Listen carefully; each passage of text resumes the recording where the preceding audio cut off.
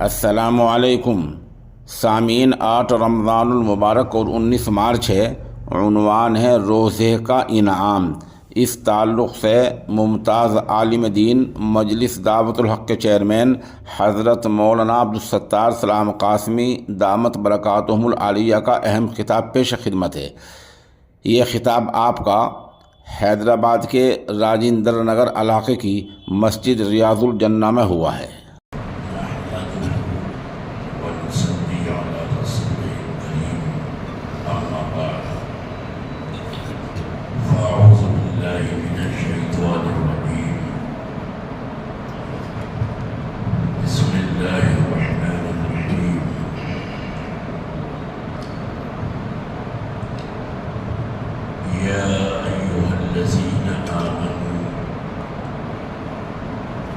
كتب عليكم الصيام كما كتب على الذين من قبلكم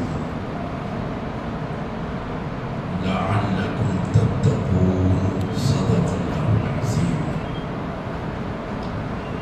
معزز حضرات، بزرگوں اور دوستوں، رمضان المبارک کا یہ پہلا عشرہ ہے۔ یہ وہی رمضان ہے جس کے لیے اللہ کے نبی سید الاولین سید الآخرین امام الانبیاء امام المرسلین فخر کائنات حضرت محمد مصطفیٰ صلی اللہ علیہ وسلم دعا مانگا کرتے تھے 2 مہینے پہلے سے، جس کا انتظار کیا کرتے تھے۔ بارک اللہ لنا فی رجب و شعبان و بلغنا رمضان۔ 2 مہینے پہلے جب رجب کا چاند دیکھتا، اس وقت آپ دعا فرماتے کہ پروردگار اس رجب کے رجب اور شعبان کے چاند میں برکت دے اور ہمیں اتنی عمر دے کہ ہم رمضان کو دیکھ سکیں، رمضان کو پا سکیں۔ 2 مہینے پہلے سے اللہ کے نبی صلی اللہ علیہ وسلم دعا فرماتے کہ ہمیں اتنی عمر دے کہ رمضان کا مہینہ ملے۔ اس لیے کہ ہم دیکھتے ہیں کہ ہمارے ہزاروں بھائی، ہمارے متعلقین، دوست، احباب رمضان سے چند دنوں پہلے تک تھے اس دنیا میں اور اب اللہ کو پیارے ہو گئے۔ کھلی مثال ہمارے محترم صدر محترم جناب ظفر صاحب کی ہے۔ مجھے ابھی نماز سے پہلے معلوم ہوا کہ ابھی چند روز پہلے والد مرحوم کا انتقال ہو گیا۔ میں اس سے پہلے آیا تھا، بیمار تھے وہ بہت اور اسپتال جا رہے تھے دیکھنے ظفر صاحب۔ ابھی معلوم ہوا، میں نے پوچھا کہ وہ کیسے ہیں، معلوم ہوا کہ والد صاحب کا انتقال ہو گیا۔ اللہ تعالیٰ ان کے درجات کو بلند فرمائے، ان کی کروٹ کروٹ مغفرت فرمائے۔ تو رمضان کے مہینے میں ہم اور آپ ہیں، یہ اللہ کا شکر ادا کریں، اس لیے کہ کسی کو کچھ پتہ نہیں کب وہ گھڑی آ جائے۔ وما تدری نفس ماذا تکسب غدا، کسی کو کچھ پتہ نہیں کہ اگلے لمحے، اگلے مومنٹ میں اس کے ساتھ کیا ہوگا۔ ابھی خوشحال ہے، ہنستا کھیلتا ہے، بلڈنگیں ہیں، کاریں ہیں۔ آپ نے دیکھا ترکی میں کیا ہوا اور دنیا کے نقطے پہ آپ نظر ڈالیں، یکایک سیلاب آیا، یکایک بھوکمپ زلزلہ آیا، سب کچھ تباہ ہو گیا۔ ہوتا رہتا یہ نہیں ہوتا؟ تو جو دن ہمیں میسر ہیں ہم اللہ کا شکر ادا کریں۔ یہ رمضان کا مہینہ یہ ایک انٹرنیشنل ورکشاپ ہے۔ یہ میرے الفاظ نہیں ہیں بلکہ بر صغیر کی ایک عظیم ترین شخصیت حضرت مولانا ابو الحسن علی ندوی رحمت اللہ علیہ نے یہ بیان کیا ہے، جن کے جوتے فہد خادم حرمین وہ اٹھایا کرتا تھا، سعودی عرب کے بادشاہ فہد بن عبدالعزیز، جن کے پاس خانہ کعبہ کی ایک چابی رہا کرتی تھی اعزازی طور پر۔ انہوں نے لکھا کہ یہ ایک ورکشاپ ہے انٹرنیشنل لیول کا۔ جس طرح ہماری گاڑیاں چلتے چلتے ایک سال کے اندر کچھ اس میں فرق آتا ہے، اس کی سپیڈ میں، اس کے آئل کے اندر، انجن آئل جو دوسرے حصے ہیں، تو ہم ورکشاپ میں بھیجتے ہیں، ایک ایک پرزے کو وہاں دیکھا جاتا ہے، ٹھیک کیا جاتا ہے، تاکہ گاڑی جب ورکشاپ سے نکلے تو پھر اپنی اصلی حالت پر چلے۔ ٹرائل ہوتی ہے ورکشاپ میں، ٹرائل ہوتی ہے، لیکن اصل مقصد ورکشاپ سے نکلنے کے بعد وہ ہے اصل مقصد۔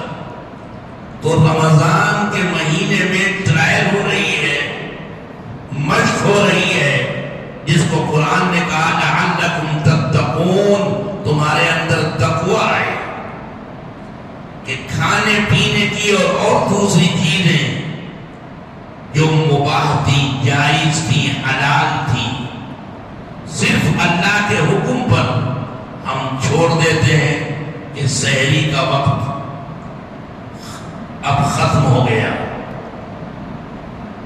اور دن بھر اللہ کی رضا حاصل کرنے کے لیے ہم ان چیزوں سے دور رہتے ہیں۔ بڑے تو بڑے ہیں، بچے چھوٹے چھوٹے معصوم بچے جو روزہ رکھتے ہیں، آپ کے بچے اور پوتے اور نوازے، وہ بھی جانتے ہیں کہ روزہ ہے منہ میں، اب کسی چیز کو ہاتھ میں لگانا صحیح نہیں ہے۔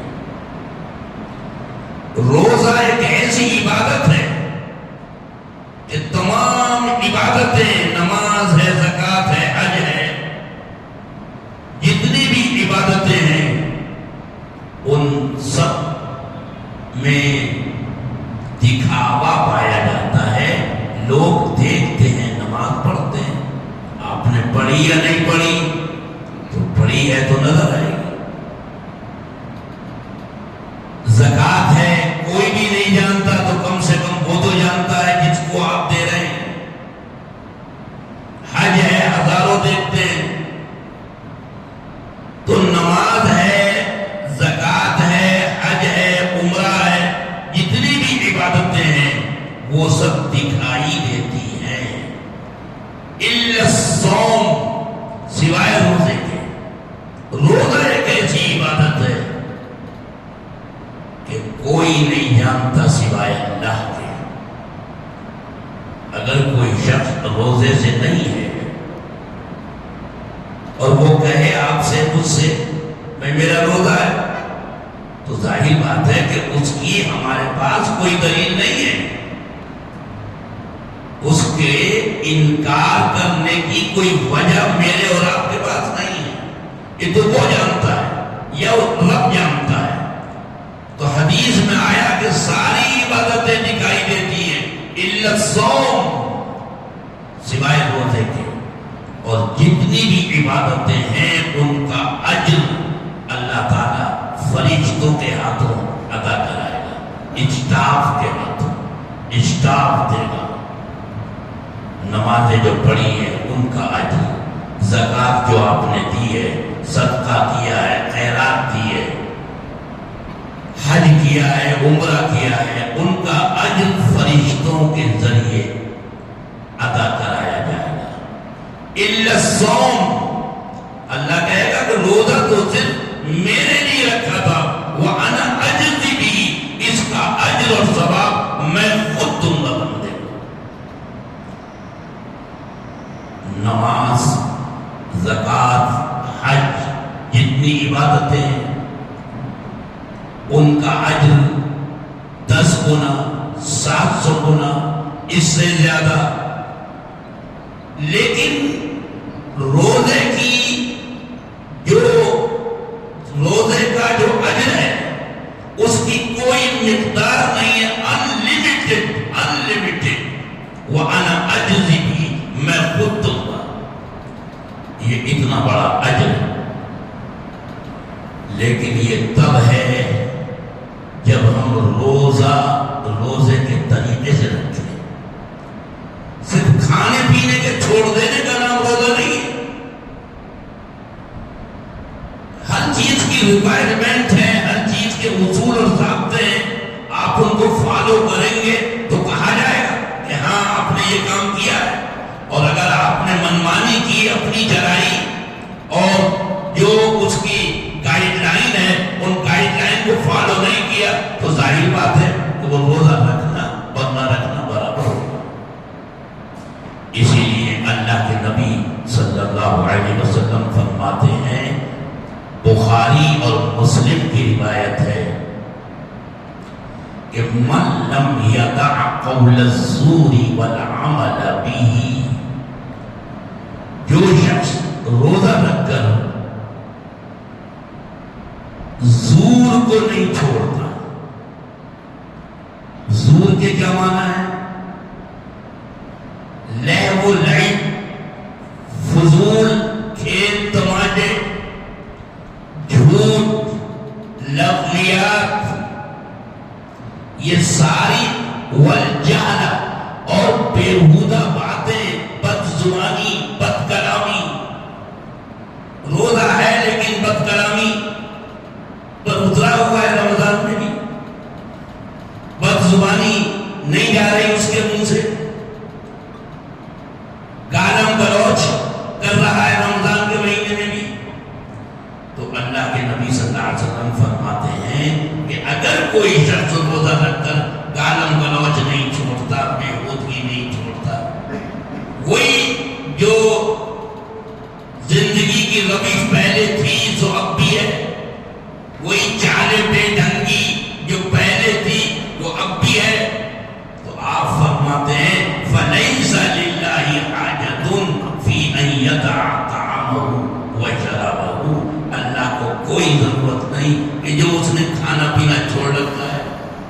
جب گالم گلوچ نہیں چھوڑ سکتا، بےہودگی نہیں چھوڑ سکتا، جن چیزوں کو منع کیا ہے ان کو نہیں چھوڑ سکتا، تو تو نے جو 2 روٹی چھوڑ دی، یہ کس پر احسان رکھ رہا ہے؟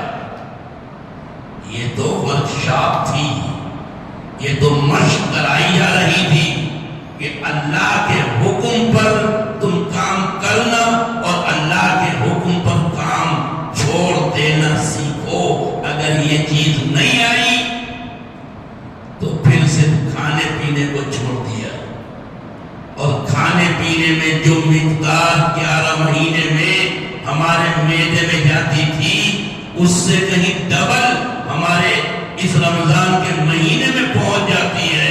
صرف ٹائمنگ چینج ہو جاتے ہیں، صرف ٹائمنگ چینج ہو جاتے ہیں۔ تو میرے عزیزو، ضرورت ہے کہ ہم روزے کو جو اللہ نے یہ انعام کیا کہ ہم رمضان کے مہینے میں ہیں، روزہ رکھ رہے ہیں، اللہ کا کتنا بڑا احسان ہے، کتنا بڑا انعام ہے۔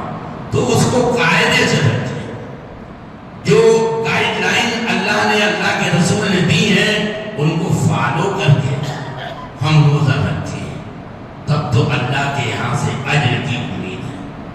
اللہ تعالیٰ کہنے سننے سے زیادہ عمل کی توفیق عطا